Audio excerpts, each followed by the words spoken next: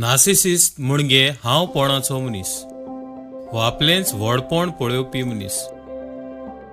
हो व्हिडिओ नार्सिसिस्टा बद्दल जागृताय हाडचे खातीर, कारण हे असले मनीस समाजांत वाडत आसात आनी असल्या मनशांक लागून तुमचें जिवीत पाड जावंक शकता, तुमच्या मनाची शांती इबाडूंक शकता.